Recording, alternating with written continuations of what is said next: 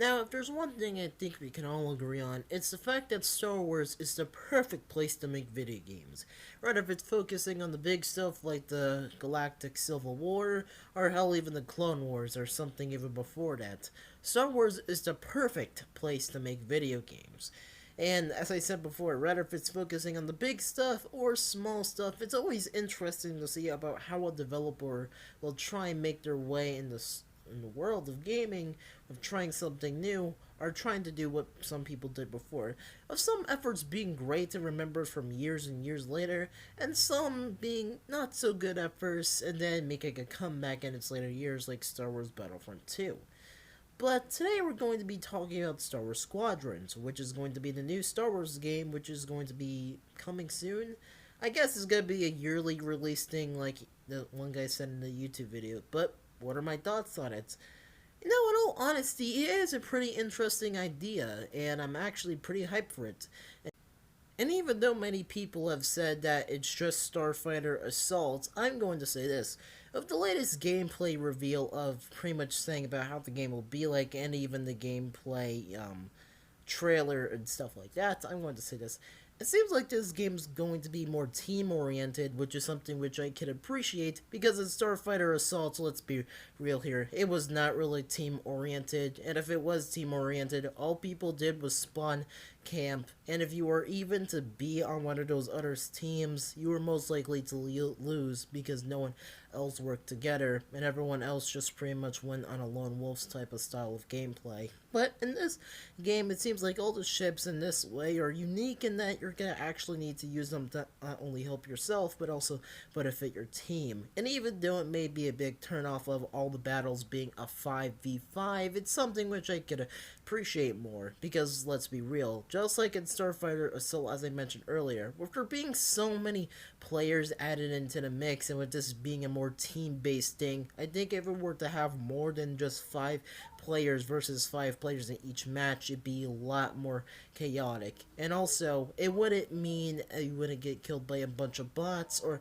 rather by a bunch of overpowered players which just conveniently have more experience and star cards than yourself. And I have to say, you know what? I'm pretty excited for this game, as I said earlier.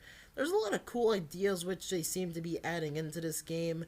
And in all honesty, if there's one thing which I will probably enjoy the most, it probably will be the fact that it's not, your typical, just galactic war. It's actually with the New Republic, which is something from the extended canon, or something which I think is from the extended universe or canon, or, Star Wars Legends, that's what I meant.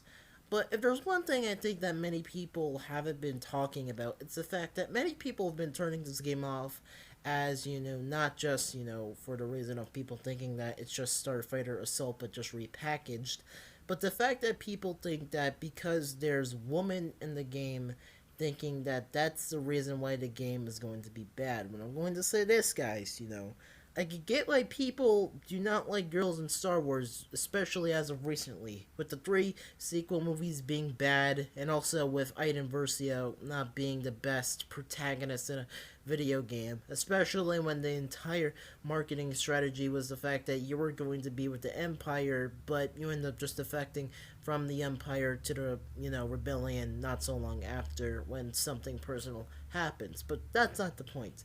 The thing that I want to talk about is the fact that many people think that the game is automatically going to be bad just because there's females in the game. When I'm going to say this, I don't really think this is something we should all be worried about, because 90% of the time we're just going to be flying spaceships, and it's not really going to matter if there's a female general in the game, because guess what? It's just a general, and she's not going to be the player that we're going to be playing as. And hell, even if we don't want to play as, the rebel girl, we could always play as, I don't know, the guy in the Empire, because that's an option. And I'm pretty sure that this game won't be trying to push any agendas, because what agendas are there to push in a game like this, especially which is one that's oriented around space combat.